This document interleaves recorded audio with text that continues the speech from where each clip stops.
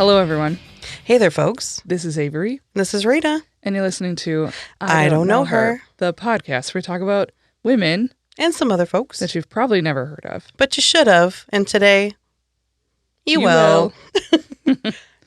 So, I have seen a thing go around on social media quite often lately, and I responded to it on my own personal Twitter, and one of our listeners follows me on there and was like, you should talk about this on the show. Oh, okay. Have you seen the sort of memes or commentary or whatever you want to call it where people are like, oh, if people are continuously misgendering you, you should just misgender them back? No. Yeah. That's counterproductive. Yes, abso-fucking-lutely. Like, it bothers me to no end. I get what they're saying. Like, maybe if that person understood, you know, like, oh, if this person identifies as a cis man and they're being called she, they'd probably get a little upset about it, right? Mm-hmm. But, like, first off, that's a dangerous game to be playing. Yeah, it also devalues the issue. Yeah, that's exactly what I was saying. Is that, like, it makes a mockery of what gender is and gender identity is. If you're misgendering someone on purpose for no reason other than, like, retribution, it reinforces the idea that it's not real. I feel like it's very playground, too. Yes. It's like, definitely. Oh, you ran up and pulled my hair, so I'm going to go run and go pull yours. Yeah, it is very, very juvenile behavior. And, like, people have suggested me, like, literally people who know me have suggested that I do that to people at work. And I was like... No, not at work. No. Well, at work is when it happens to be the most, and why it's upsetting is because people know better, and they, like...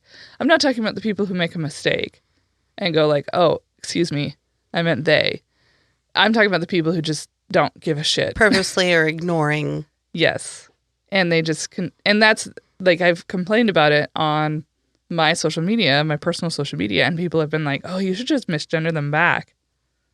What good does that do anybody? Can I ask the people who have suggested that, are they cisgendered people? Oh, yes, always. Okay. I don't want to make the assumption, but... I've never had a personal friend who is trans suggest doing something like that. But I do know that some of the people who commented that online are trans, but like probably 25. I don't know. Not somebody who's in a professional career and who doesn't spend their entire day like arguing with idiots on the internet. Like my job is real. I work with real people, and doing that does not do me any good, and in fact harms me and everyone else who's trans because it makes a mockery of our struggles. Yes. I don't want to purposely misgender somebody either. Like, well, yeah, the thing that cuts deeply with you, why would you be vengeful and try to do that to other people? That right. To me that would make me feel worse about myself. We're not 7th grade mean girls. Like, yes. We're all supposed to be adults who are trying to be better human beings. For God's sake, like, don't misgender me, and I won't do that to you. And even if somebody does do that to me, even if it is intentional, then my reaction is not to do it back to them. My reaction is, I'm going to tell on you. And that's exactly what I'm doing right now. I have gone to HR. I've let my feelings be known. I have filed an official discrimination complaint. Beautiful. Yeah. But you know what I haven't done? Misgender people back. There you go. Like, honestly, there's IMO, like, in my opinion, there's integrity there. Because, like, your actions, it would, like, not just devalue the situation, it would devalue you as a person. I know that it would slowly chip away at you. Absolutely. And like I said, it makes the idea of using people's correct pronouns into a mockery. Yeah.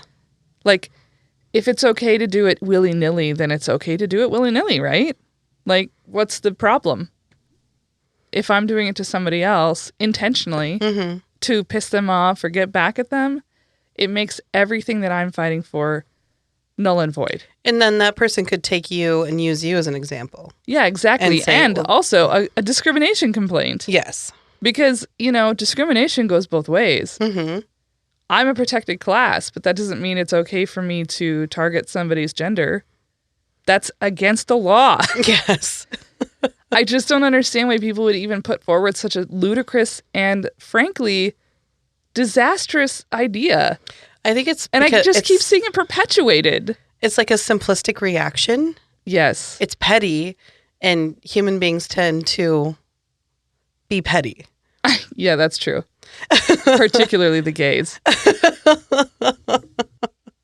I haven't seen any of the memes or anything. Like, is it on... It's There's on TikToks, Twitter. There's Instagram. There's Twitter. I've seen it everywhere. Has not come across my feed. Yeah, well, I'm glad. Because every time I see it, it just kind of like... It gets to me a little bit. And for a while there, I was just like, whatever. And then as I saw them more and more often, and then as individual people who I know were suggesting I actually do that to people, I was like, well, I need to address this. I'm never going to do that. I don't think anybody should ever do that. Stop saying people should do that. It's not going to help solve the situation. Not at all. It's only going to make it worse. It's like an eye for an eye makes the whole world go blind. Mm-hmm. You know what I mean? Like, yeah. We don't need that in the world. Like, I don't need more cruelty. I need more kindness. Yeah. It's also like, I feel sometimes people think that when you wield the cruelty and you project it on other people, all of a sudden you're the one in power. Yeah. Yeah. They think that. They think that. But it's not pretty. It's not a good look. Well, and in the long run, I'm the one who will suffer the most. Yes. Because if I'm out here doing the thing that I don't want people to do to me, then it justifies everybody doing it. Mm-hmm. And I can't get any help. I mean, why would anybody want to help somebody who's doing that, like, intentionally to someone else? It doesn't look cute. So that's my recommendation. Don't misgender people on purpose, ever, for any reason, even if it's retribution. Yeah. Not funny, not cool. Don't do it. No, I don't like it. I don't like that at all. Yeah. Won't do it to others. Thank you for letting me know, because now I'm going to be on the hunt. I'm going to be like, I want to see this. Yeah, you're going to be like, don't spread this stupidity. Well, it's like, if I don't want to be like, as a person of color, I don't want people to fucking judge me for the color of my skin and then me go over there and be like saying racist shit. Like, right. That's not okay. So I believe you have a person for me today. I do. And? All right. So this is going to be up your alley. Ooh-hoo. Have you heard of Mildred Ella Babe Didrikson? Yes. I know you know. Yes, I do. Baseball? A lot of sports. Yeah, Baseball, okay. track, golf. Yes. Olympics. Yes. Doesn't she go to the Olympics for track? Mm-hmm. Okay. Yes. I know something about her, but that's it. Because I know you know a shit ton about track. That's right up your alley. Obviously, as an experienced runner, I was like, I know they're going to know who this person is. Tell me about Babe. Which also, love that nickname. Yes. What's better than Mildred, honestly? Well, I always thought Millie was cute, though. Millie is cute.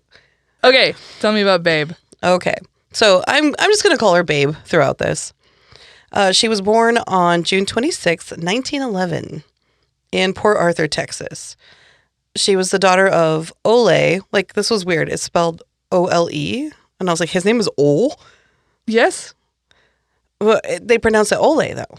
I mean, there are people named Ole. Really? And Ollie. Ole? Yeah. Interesting. Like Norwegian, Scandinavian. Yes. Her mother's name was Hannah. Her father and mother were from Norway. And it was hard to find information about her family, but what I could find was that her mother had been extremely athletic. She was actually a competitive and medal-winning skier and skater. Oh. And her father was a carpenter and cabinet maker. He worked with like Norwegian oil tankers. He would go and like build their like on-site housing units that were supposed to be on the fucking tankers. Oh, interesting. Yeah, which is like, who knows that needs to be done, but it does. And Yeah. people fucking do that job. Well, that's what my grandfather lived in. Really? Mm-hmm. Yeah, my grandfather was an oilman. You're right. Yeah, he lived in Saudi Arabia for almost 20 years. My gosh. For most of my life. He didn't live in the United States. And he spoke fluent Arabic and taught English to Arabic-speaking people on the rigs. How did I not know this? Or did I just forget? Oh, I mean, I don't talk about my grandfather very often. But yeah, he had never even graduated high school. And he spoke 3 languages. My gosh. Yeah, he was a really cool guy in that way. And also, after my parents' death, my mom's death in particular, I ended up with a whole box full of stuff that my stepsister had gotten by accident. And in it were a whole bunch of letters from my grandfather while he was living in Saudi Arabia. That is really cool. Yeah, and I just got a window into it that I had not seen before, and there were a whole bunch of pictures of their house. And I had never seen any of that stuff. And Abby was just like, this is amazing. I love stuff like that. Yeah. Their house was so cool. And my grandfather looked good. I love that. And apparently it was like the only time in his life he also wasn't a heavy drinker. Oh, wow. And he was like running every day. And like nobody in my family ever ran. I was the only person. So now I found out that my grandfather was a runner for a while. That is really cool. Yeah, it was all really neat. Very beside the point, but as soon as you mentioned this guy... Yeah, I'm sorry, I got sidetracked. That this guy built those things, I thought that's probably what my grandfather lived on. Yeah, well, when you're having people come and they're living near the oil tankers or on the oil tanker, you need housing. Exactly.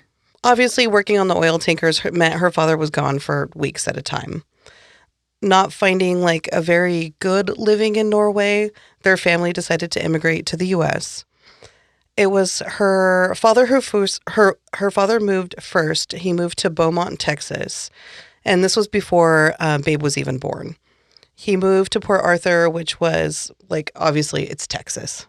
Yeah. It's a booming oil town. Mm-hmm. At the moment, at the time, you had to just establish residency to get your family to come to the States. But it had to be for 3 years. So he lived for 3 years in the States to establish his residency, then request to bring his family over. Interesting. That meant like her mother was taking care of her current 3 children that she had by herself. Yeah, God, that sucks. Yes. So while he was establishing citizenship, he slowly built them a house, and it was an area that was right near the refinery. And when her mother finally arrived, her mother was not happy. Oh, no. Because it was so close to the refinery? Yes. It was just going from Norway. Beautiful, green, lush, clean. to a refinery in Texas. Hot. Smelly. It was, and her mother like literally gets there and just bursts into tears, like breakdowns. I mean, I could imagine. She's like, what is this? Where did you bring us? And he had built them a house, though, and he was, like, trying to make things nice. Yeah, it's not a good situation. Oh, man, I feel bad for both of them because they both are valid, and also, ooh, yikes. Cringe? Yeah. Yes. I mean, I would probably do the same thing. Oh, totally. I would not want to be, like, coming from, like, the Olympic mountains. Yes. To, like, the Texas desert. Yes. Next to a stinky refinery. An oil rig, yes. Black smoke billowing out all Here, hours children, of the day. go play next to the oil tanks. Yeah, I wouldn't love it. No. Her parents struggled to make ends meet. The language barrier was huge. Her dad knew a little bit of English, and her mother did not speak English at all. Trying to help, though, her mother ended up taking a job doing laundry work. And after a few years, they had a lot more kids. Oh, shit. Yeah. How many are we talking? They had a set of twins, and only within a year, they had another boy, and then they had Babe. So how many total is that? She already had 3. 4. She had 3, so now she had 4 more kids. Oh, yeah, because twins, and then a brother, and then Babe. So 7? Yeah. Ooh, that's a lot. That's a litter. Within, like, 3 years. Yeah, that's many a lot. kids. That's a lot of pregnancy time, by the way. Also, like, both of those people, obviously very fertile. Yeah. Something's going right in that sense. Yeah. She used to her mother called her Min Bebe, which in Norwegian means my baby. So they all called her baby, which is very, what is that? That movie. Dirty Dancing? Dirty Dancing. I was going to let you flounder a little longer, and then I couldn't do it. Oh, the shame. You mean one of the greatest movies yes. ever been made? I'm sorry. Don't put baby in the corner. Yeah, so they called her baby. Her family said she was sneaky and she was a handful. She constantly was like, even when she was little, she was getting out of her crib.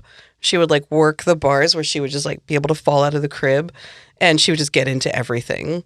Her father actually tried to build a top for her crib, basically creating a cage so she wouldn't get out. Yeah. Because they were just she kept getting out and they were worried she was going to hurt herself.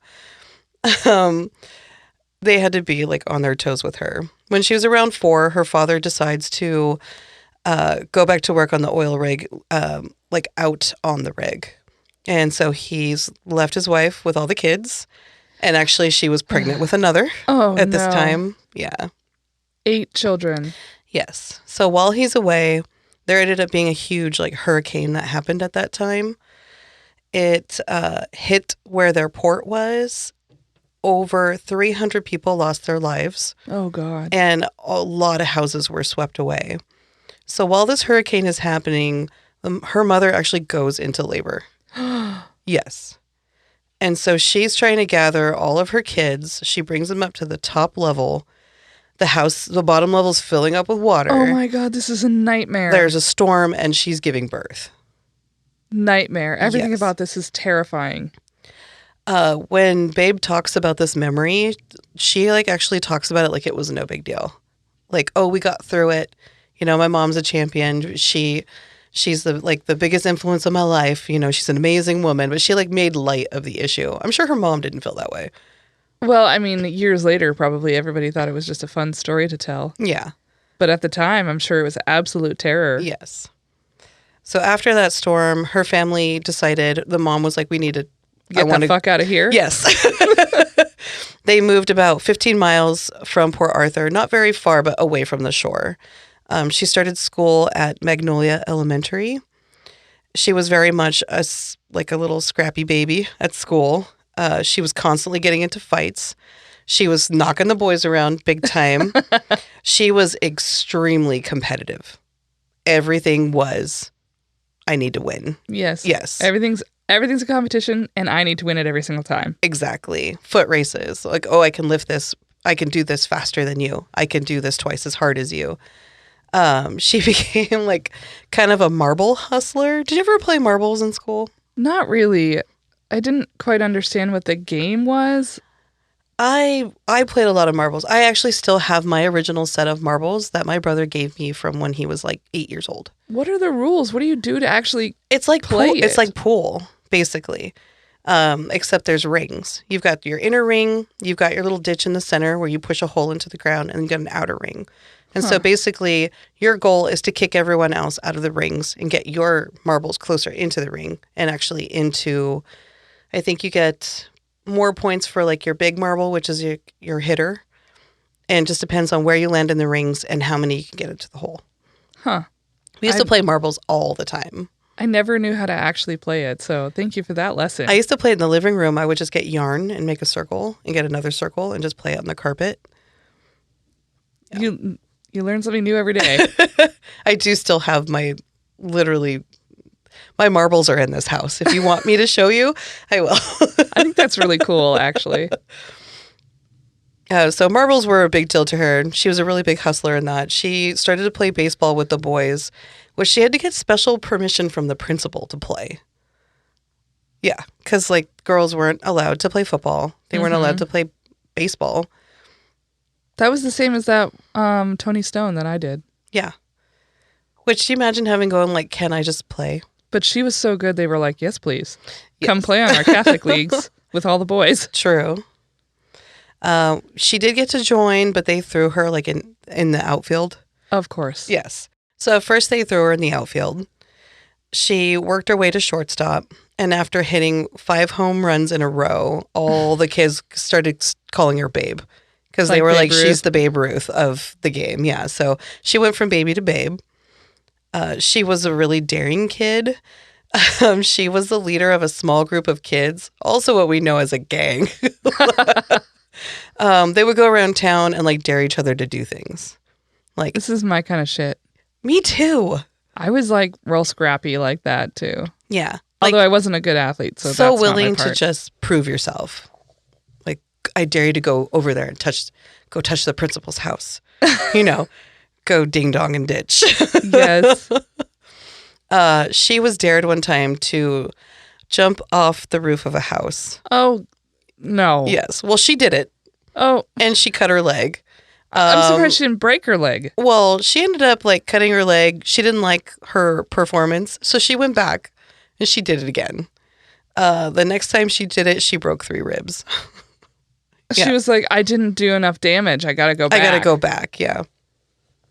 There was one story I heard of her, like that I read, where there was like trolleys in the town, and her and like a group of boys put a bunch of soap on the rails. Oh, no. Yes, like dangerous stuff. That could kill somebody. So the trolley got like derailed while they're all Yeah. sitting and like watching, and it just jumped. It fell off the track. Nobody got hurt or anything Thank like that. God. Yeah, but like she was pushing limits. Yeah, that one That's is a bad not behavior. a fun prank. That is a No. potential lethal disaster. No, thank you. After she did that one, seeing like the damage, she calmed down a little bit, and when she was 12, she caused a problem for her family. Her mother sent her to get some meat for a party for her twin brothers, and her mother had been saving up for this for a long time. Was trying to throw a birthday party for her brothers, and she went and got the meat. And on her way back, there was a baseball game that was happening, and they were all like, "Babe, come on! Like, babe, come play." And so she put the meat down, Oh, no. and she went and played the game instead. I don't know if the meat got stolen or the meat was just ruined. I'm sure it was just fucking spoiled and rotten. Yeah, because it's sitting out there in the sun. In the sun. Ew. Gross. Yeah. Her mother was beyond pissed. She ended up chasing her down the street, crying, trying to beat her ass. I don't advocate for that behavior either. No, Babe was just running. She said that she felt horrible, and her mom was running, but Babe was like so fast, her mom fell behind. So Babe like waited for her mom to catch up because she felt like I kind of deserve this whooping. Oh my God. Yes. So at this time, she's like, okay, I need to stop. So at the ripe old age of 12, she gets a job and just starts trying to contribute to her family rather than causing problems. Her first job was starting at a fig packing plant. A fig? Figs. And then she moved on to sewing potato sacks, and it was a penny a bag. But she said she liked that job better than the fig packing because you could manage how fast you could sew. Oh, okay. And that so makes she was sense. trying to just do as much as she could, as much as possible. And she started helping the family out in that way. Because she started working so hard, she started falling back in school, and she was actually held back. She lost a year.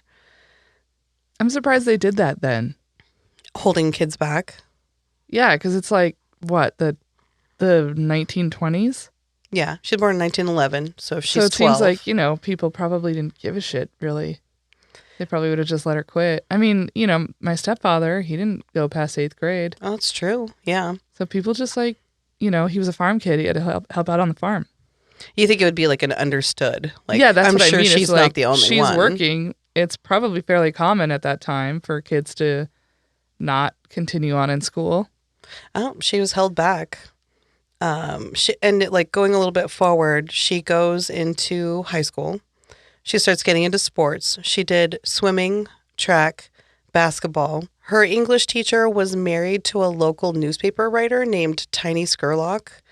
And for some reason, she caught his eye, and he started, he wrote, a small little local, sports section, too. So he would write about her a lot, about, things that she was winning, things that she was excelling in. And during this time, she saw a team named, do you know Betty Robinson? No, I don't think so. She won a gold medal in the Olympics for the 100-meter run. And she said that's where she was like first inspired because she saw that someone so young could win. Oh. Yeah. How old was Betty at the time? Betty was like, I think 18. Okay. Yeah. So that kind of puts like a little bug in her brain. And she decides like she's so good at sports. She loves competition. She's like, I want to do that. I want to go to the Olympics.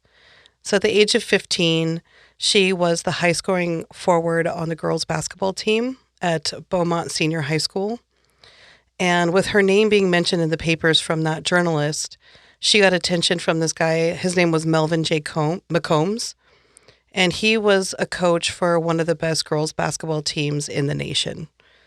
And in 1930, he secured her a spot on the basketball team.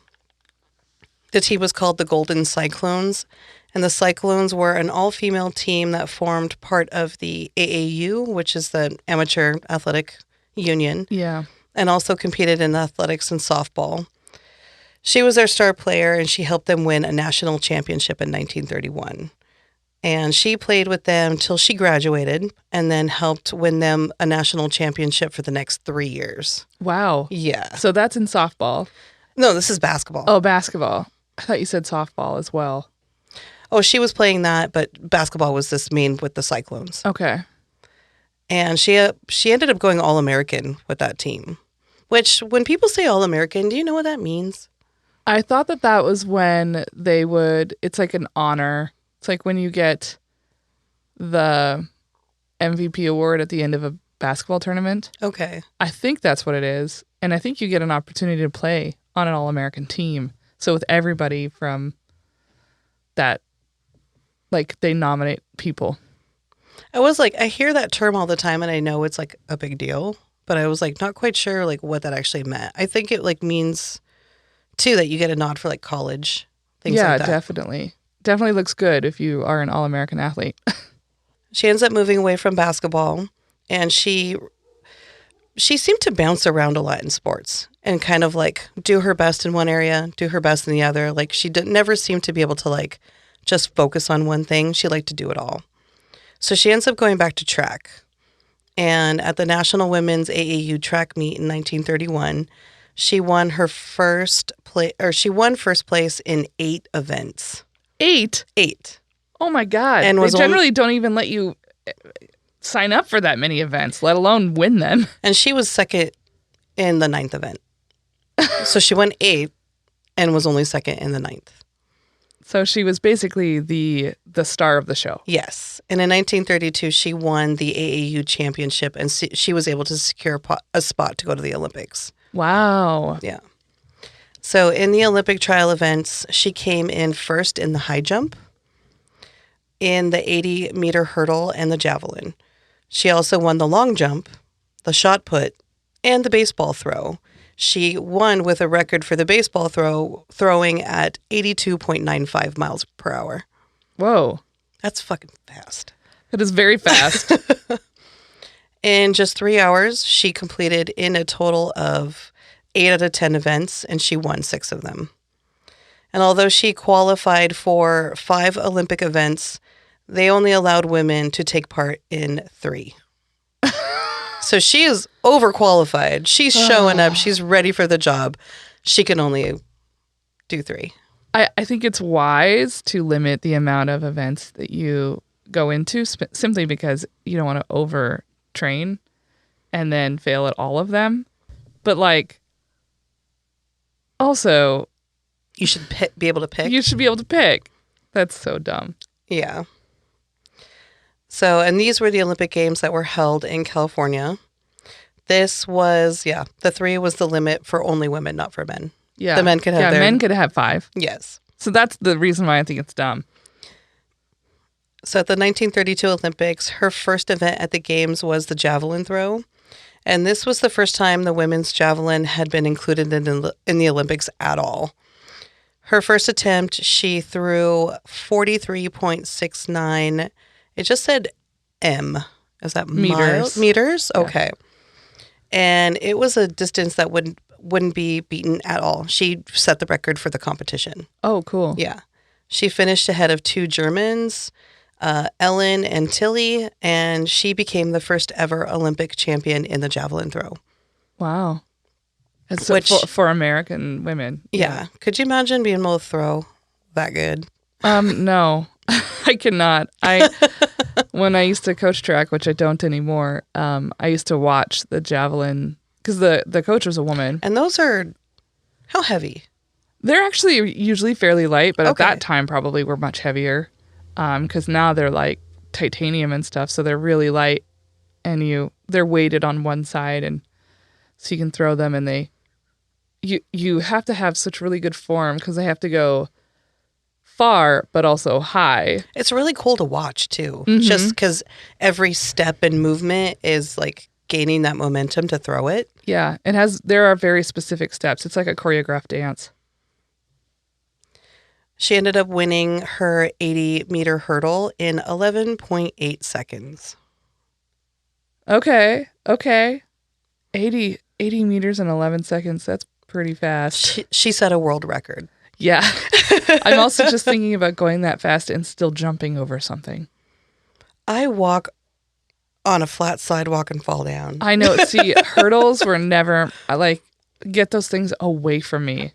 I was also fairly short. And that is not a short person sport. Really? No. I mean, the thing is that I have long legs. So I had that going for me. I have the same inseam as Abby, but Abby's 3.5 inches taller. So that tells you something. We have the same legs.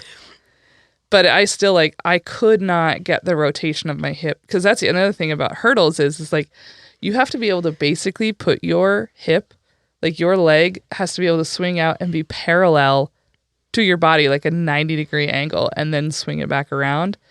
It's such a, some people just naturally have the ability to do it. Not fall when your foot hits again to hit the ground running and do it again. Yeah, well, for me, it was, I would constantly drag my, as I was moving it around, my foot would catch on the top. So I would almost clear it. And then at the very end, I would hit that fucking hurdle, and then you just go face planting down. I've seen that happen too, and that does not look fun. Oh, it's so painful and very embarrassing. Yes. And I mean, I wouldn't be able to do it at all, but I'm certainly thinking about some of the athletes I've seen, and to do it that quickly and cleanly, oof, it's impressive. A lot of effort. She set a world record, and then the next day, it was the final, and she was neck and neck with another runner. Her name was Evelyn Hall, and they were in lanes 1 and 2 next to each other. And Hall was built up a huge lead, but Babe caught up with her quickly. They were side by side, and it was the last legs of the race. And they ended up, Babe won within 1/10 of a second. Oh, geez. And what race was this? And this was in the final for the hurdles. Oh, okay. Yeah. And both athletes officially recorded as finishing in 11 seconds, but Babe had that 1/10 of a second, and that's how she won. Very cool. That's could you imagine going neck and neck with someone like that? It would be so cool to watch it as a spectator. Yes. I honestly think watching running events, specifically on the track, and jumping events, just are edge of your really seat. fun to watch. Yeah. I really love them. She was disqualified, though, the next day for her high jump because she dove head first, which I guess is illegal. Well, yeah, it is. I mean, the way we teach high jump now, you go backwards and you land on your shoulders. You land between your shoulders. Literally go from the back of your head over, right? Yeah. Yeah, well, she dove head first, and they were like, you can't do that. No, you can't. Yeah. Because it's easier to do it head first, but you could break your neck really easily. Yeah, that's probably why they're like, please don't do that. Yeah. We don't need to die for a sport. Yeah, and there used to be this maneuver called the scissor kick, and that was how people learn. A lot of people still learn how to do high jump using the scissor kick, and that one sends you over you're basically parallel to the bar. You do that. That's what you do. What the fuck? Yeah, and so it works really fine at a lower level, but once the bar keeps getting raised, which is how you win high jump, is that you keep jumping higher, right? Yeah. this is impossible. You can't continue to scissor kick. So that's why that other method was invented where you jump backwards. But for at the beginning, when high jump was a thing, when people realized they couldn't scissor kick forever, that a lot of people learned by going over frontwards. So she probably had originally been taught to do that, and then the rules changed. And it's impossible to learn a new technique that quickly. Well, yeah, after you've been taught something for so long. So after the Olympics, she decided she wasn't done branching out. She agreed to do a tour throughout the U.S. with what was called the Babe Didrikson's All-American Basketball Team. So basically, they were an exhibition show. Yeah. And would give people like a chance to meet like an Olympic gold medal winner. Kind of, we've seen that. I mean, that still happens today. Yeah, that still does. And like in that time, barnstorming was like super popular. Oh, yeah. Through these couple of years, she also took up golf. She'd never really been too fond of golf, but she was just like, I'm going to try this. I'm going to also play golf. Yes. Okay. So she starts slowly like as an amateur player, and she won her first mini tournament. It was the Texas Women's Amateur in 1935. She ran into an issue, though. She lost her amateur status after the USGA deemed her, because she was receiving money for her professional basketball because of her exhibition stuff, that she was, you can't be an amateur and also get paid, I guess. Well, right, but she's not getting paid for golf. They were saying it was like a conflict of interest. Like she's getting paid from these other sports. If she wants to start as an amateur golfer, she has to lose that contract. Okay, well, that's dumb. I know. Well, she regained her status in 1943. She ended up winning 17 tournaments, including the U.S. Women's Amateur, the British Ladies Amateur, and making her the first American to win a European golf competition. Wow, Jesus Christ. She's like an all-around athlete. Wants to win. Yeah. She decided to go professional in 1947. And after she went professional, she ended up founding the Ladies Professional Golf Association. The LPGA. She was the founder of it. Wow. Okay. Yes. Very cool. And she, in that year, won 41 tournaments. 41. And 14 of them were straight in a row. Just I can't even think about doing 41 tournaments, period. Like, there are only 52 weeks in a year. Yes. You can't play golf year-round. Or can you? I guess you can when you're in California. A shadow did hit her health in the middle of all of her winning. In 1953, she was diagnosed with colon cancer. Oh, my. Yeah. She underwent surgery. That's really young. Because Very. she's like 40-something, 43? Yes. Yeah, that's very young to be diagnosed with colon cancer because it runs in my family, so I know a lot about it. Yeah. She had surgery. She recovered pretty quickly. She continued to play because she didn't want to stop. The next year, she won her 10th major, and it was at the U.S. Open. And so she competed. Well, as she was competing, her cancer came back. Oh, no. Yeah. She continued to compete and kept her position as the number one in the world. That's impressive. But also, why, how did her... She just kept competing, but she couldn't win for battle with her health. So she ended up passing away at the age of 45. Oh my God, so young. Yeah. She died on September 27th in 1956. Wow. That's so young. Yeah, it was a pretty aggressive... I mean, colon cancer is... No, it's really super slow. Like, that's generally the reason why they don't even let you get a colonoscopy if you're under 50 unless you have a reason. Like, you have a family history. Because it's so, generally, it's called like an old person's cancer. That's like the nomenclature in the medical profession. Because even if you had it when you're 40, it grows so slowly it wouldn't become a problem until you're in your 60s. Do you think maybe they told her it wasn't a big deal? No, I think that but like the thing is that sometimes it isn't that way. Like that's what happened with our friend. Yes. Paul, who he was only 50. And it generally just doesn't kill younger people because it's so slow growing that you catch it before it gets to that point. It's actually one of the most treatable cancers But I have now had 2 people who were 50 or younger who've almost died or almost died from it. And one person is younger than me, and they were diagnosed with stage 3 colon cancer when they were 33. Holy shit. Yeah. That is so young. Yeah, and their mom died from it, and my mom died from it. So it was like, yeah, so I have now been able to get colonoscopies when I ask for them because there's such a prevalence in my family of people dying from it, and dying from it, like, not super old.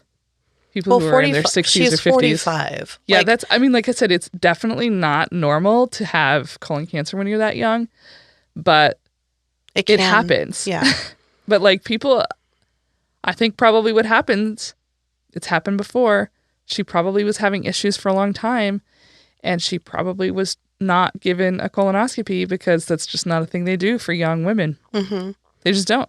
And she also seems like the kind of person that would probably, I can push through this. Yep. Yeah. Yeah. But it's just a small issue. I would encourage anybody who is having gastrointestinal issues not to ignore them, because colon cancer, once it's got you, it really has you. Yeah. Like my friend who was diagnosed when he was like 33, I was having some GI issues, and I was like, hey, what was your like prevailing symptom? Because I'm really worried about what's going on. And he was like, honestly, really weird smelling farts. That was his thing that made him like, something's up. Yeah. Yeah. And his mom had died while we were in grad school from colon yeah. cancer. So he went in and he was like, listen, these weird smelling farts are happening, and my mom died like 5 years ago from this cancer. Can we get this looked at? Yeah. And by the time they had the colonoscopy, it was stage 3. Well, from like for her to have surgery and then 2 years later, it was already back. Yeah. It was obviously a very aggressive cancer. Yeah. It's so sad. Yep. 45 years old. Babe was voted Female Athlete of the Year in 1932, 45, 46, 47, 50, and 54. And what year did she die? She ended up passing away in 56. Wow. So this was within her lifetime. Yeah, so majority of her life, she was like, yeah, I'm only the Female Athlete of the Year. She was nominated by the Associated Press. She was named the greatest female athlete of the 20th century in 1999. The Babe Didrikson Zaharis Museum. She did get married. Her married name was Zaharis. As I said before, Babe had a lot of attention from the newspapers, and in the end, not all of it was good. There was a sports writer, his name was Paul Gallico, who wrote an article titled "The Texas Babe" in Vanity Fair in 1932. Gallico seriously bashed Babe as this, and I don't like the language, but strange girl, boy, child. So gross. Like, could you be more fucking offensive? The combination of that, like, each one of those words is doing so much work that is just disgusting. But also, she's a grown-ass adult who has accomplished so much, and the word child I find more offensive. So, first off, she's just a girl. She's not even a full-ass adult. Then she's a boy, meaning she's not a girl enough to be considered a girl or a woman. And she's a child. She's a child. Like, all three of them are just insult after insult after insult. He commented that she would be right at home in a men's locker room, which we all know what that means. Right. And yeah. She is a masculine-looking person? Very much so. Okay. Also, I find her very attractive. Like, just her whole... she's so athletic looking. It's like, she was a beautiful person. His article used the word boy to describe Babe more than a dozen times in his article, which means he's seriously pinpointing on the idea of her gender. He attributed her athleticism to, and I hate this so much, her inability and her compensation to attract a man. Wait, that's why she's good at sports? Yes, because she was making up for not being able to attract dudes. Yes. Because it's all about men, right? My feelings on this are... Yes. Mm-hmm. So Gallico took it even further when he wrote a short story, and the main character's name in the story was a butch Texas athlete called Honey. In the story, Gallico portrays other female athletes bashing on Honey because of Honey's extreme athleticism. They bash Honey's Texas accent and question if she is a lesbian. Gallico depicts Honey as, and to quote directly from an article written by Carolyn Gage for On the Issues magazine, Gallico describes Honey as a genetic freak filled with self-hatred. Oh my God, a genetic freak? Yeah. First off, all of this shit reminds me so much of the kind of stuff people have said about Caster Semenya.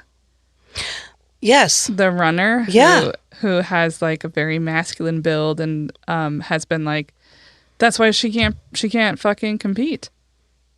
Because they're like, well, we'd like to test your hormones. And her hormones she had higher testosterone than the average cis woman. And so they were like, you need to take a hormone. They want her to be on testosterone blockers. And she was like, no, I'm not going to do that. This is my body. These are my genetics. And then people were like, yeah, she's a genetic freak because she has so much testosterone. It's just so fucked. That language is so abusive and so basically trying to make you fit into what they want you to fit into. And also because I feel like because Babe won so much, they wanted to cut her down. Yep, same. I mean, this is just the policing of gender in such a very specific way. After this article went up, Babe started to change her appearance, which I identify with because when I was called out when I was really young of being, people could see I was queer, and I went to the opposite end of the spectrum.